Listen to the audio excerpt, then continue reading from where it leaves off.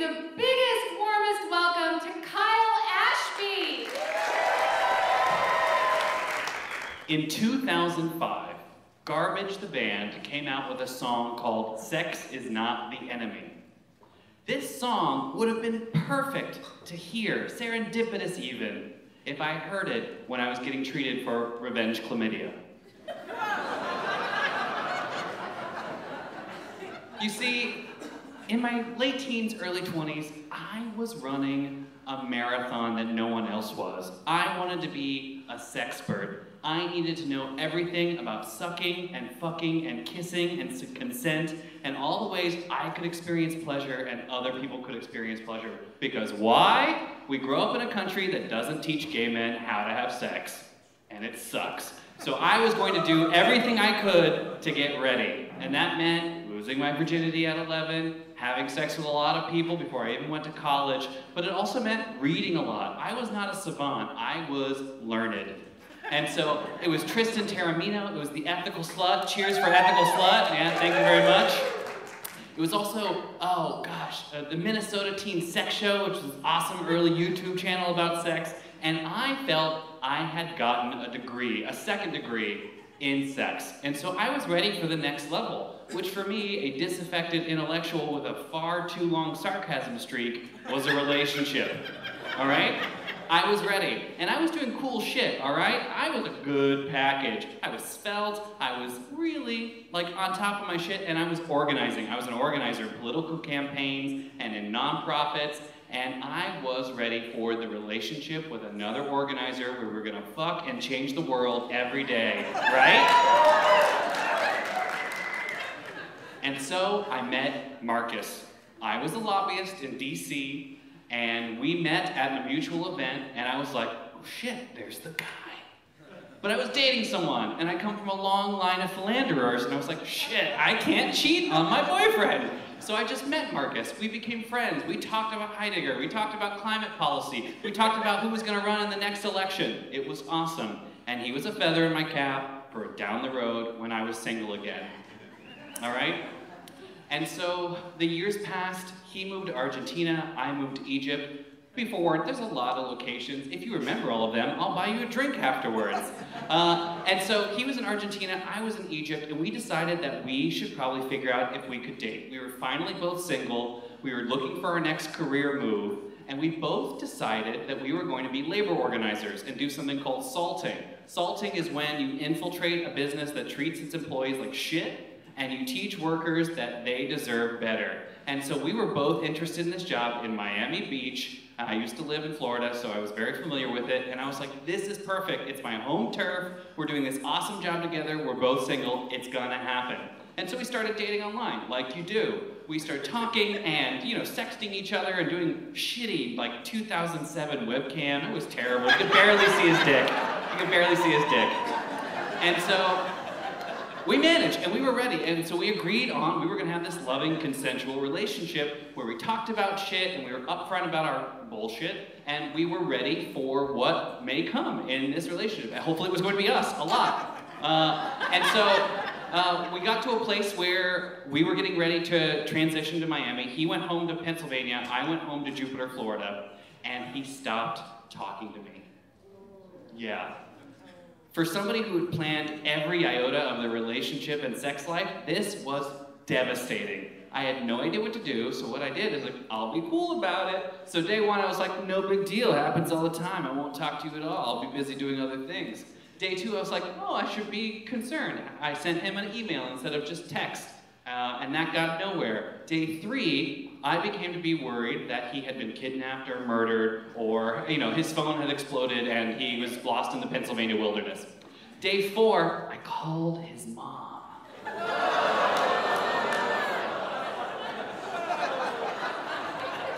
I called his mom and I said, hi there, Mrs. X. I was wondering if you knew where Marcus is. And she responded, oh, Kyle, he's in Western Pennsylvania. He'll be back in a couple of days. And the alarm went off.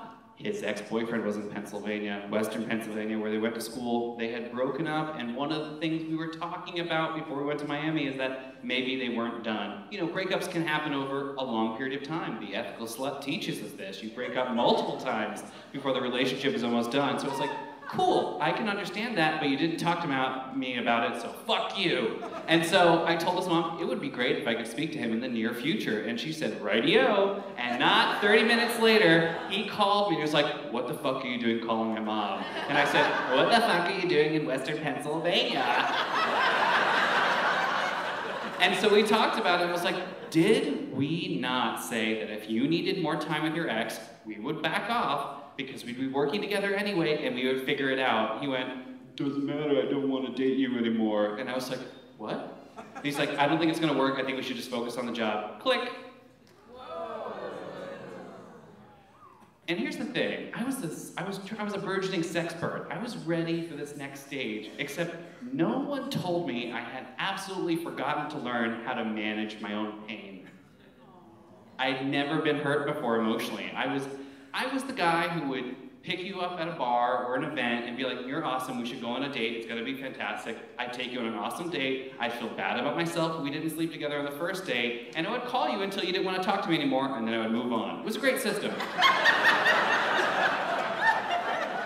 And so when I let that little zipper around this, metal heart open, I was so hurt that the only thing I could go to was anger. I was like, you wanna know what skills help you get revenge? Being a labor organizer. Yes, you do. And so I moved to Miami Beach with every intention of making his life a living hell. There was no other option. He'd stolen the veneer of coolness away from me that I'd been managing for a couple of years. And so I decided to wage a one-sided war where he had no idea what was happening. Hashtag one-side war, by the way. And we got to a place where I was doing everything I could think of to make his day just a little bit terrible. We would have team meetings, and I would make sure I'd be like, I gotta go, I got a date after this. Or I would move in directly across the street from him with the other organizers, so he'd have to see me every day. What are some other things I did that were pretty unconscionable but seemed like a great idea at the time? Oh yeah, so in Miami Beach, there's wild parrots everywhere. I don't know why, it's Miami Beach.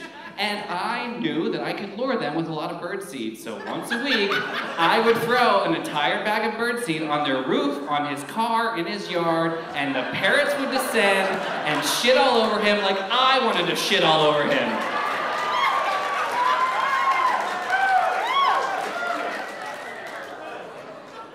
I used to date a guy in Cirque du Soleil, and I called him and I said, Mike, my heart is broken, I'm super pissed, can you come to Miami? So he flew from Japan to come and hang out with me, and he was fucking stacked, all right? He had a huge dick, he had six-pack abs, he could fucking turn in every which way, and I took him to the beach when I knew Ethan and his ex were gonna be there, and we fucking had sex in the daylight under a towel, and I made eye contact the entire time!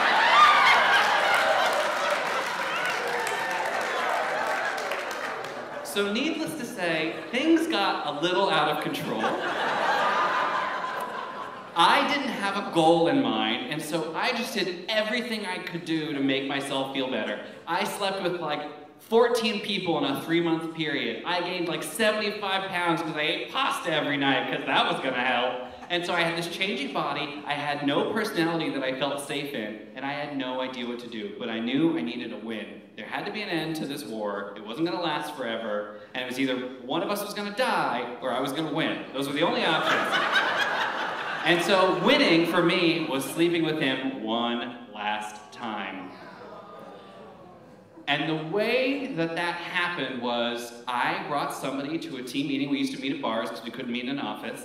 And I brought this really cute 18-year-old who I'd met a couple days before, who knew jack shit about anything, could barely speak English, and I was like, this is perfect, I can flaunt whatever the fuck I want, and it's also gonna destabilize a little bit, I'm pretty sure, and if he has a date, I'm gonna make sure my date is better. As you can see, I was handling things really well.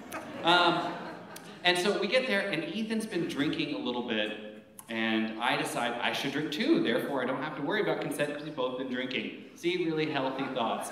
And so I drank too, but he got drunker, and I was still kind of sober, so I drove us, And we were talking and kind of arguing, and he's like, you know, I know what you're doing. And I was like, no, you don't. He's like, I know you don't really want to do this job. And I was like, oh, he has no idea. I was like, you're right, I don't want to do this job. This job's stupid. And it kind of was stupid, but that's not the point of the story. And so we decided to have sex. And the thing I loved about Marcus is that he told me something I could hold on to every day during that campaign, which is I was the first person to make him come from a blowjob. So you're damn right, I gave him the best fucking blowjob I could that night, and in my mind it was like, this is it, he's gonna want me, and I'm gonna say, fuck you. But that didn't happen. It was kind of average, shitty sex. And I barely remember it. It's not even in my top 100. And so we have sex, and I'm like, oh, I don't feel good. There's nothing happening. I expected some sort of validation. I expected it to fill me up in some way, and it just didn't. And so I was kind of aimless. And so I kept on slipping with different people because I knew that when you break up with someone, and even though my circumstance was I never even got a chance to date them, but I was so excited about it, I didn't know what to do, I thought that sleeping with people would help. And I kept on sleeping with this 18-year-old named Eli, and he didn't give a shit about anything. He just wanted to hang out, have a good time, have some good sex, and go off and do whatever 18-year-olds do. But one time, he and I were having sex, and I gained a lot of weight, and he told me he wanted to take my shirt off. And I hadn't realized I hadn't taken my shirt off. I'd never cared about wearing clothes or not wearing clothes. I wasn't really insecure about my body, but then all of a sudden I was. And he asked me to take my shirt off. And I didn't know what to do. So I did, and he told me when he realized I was kind of scared that he just wanted to touch his skin to my skin. A fucking 18-year-old said this to me 5 months into my revenge sex campaign. And I was like, oh shit, I'm lost. I don't know what to do. And so I kind of ignored him. I stopped sleeping with people after that. And I got a call about 2 weeks after that experience where Marcus called me and said, hey, I have something to tell you. I've contracted chlamydia. And he told me, I haven't slept with anyone else since we moved here. Which fucking shocked me. I assumed he was having as much fun as I was having, and I was trying to compete with someone who didn't even know they were in a competition. And so I was shook. This was not the gift I wanted to give him from this campaign. And I was literally like, oh fuck, I've gone too far. I have to stop this somehow. And the only thing I could think to do was just to shut everything down. I stopped having sex, I stopped going on dates, I stopped being charming, and I took stock of where I was, and I realized how fucking hurt I was because I wasn't prepared to be hurt in the first place. No one had taught me how I deal with regret and things that never transpire. I was envious of people that got to date the people they were really into. And it occurred to me years later that an 18-year-old taught me that my skin should be touching his skin, and that vulnerability was what I was looking for with Marcus the whole time. It wasn't that he was an intellectual, it wasn't that he was 6'4", oh, that helped. And it wasn't that he was into the same activism I was, it's that I wanted somebody who could see me for the shitty, awful person I could be at times and love me anyway. And a fucking 18-year-old taught me this. And I thought I had the skills as a labor organizer and a sexpert to do whatever I wanted. And I didn't, so I stopped. And I have mostly stopped since because I came from a family that didn't deal with emotions well, didn't really learn how to unpack stuff, but they just loaded themselves with knowledge and bullshit till they convinced everyone else they had it going on. And I've gotten to a place now where I realize that I have no interest in being an expert. I want to be a student with gifts to give to other people that I can share.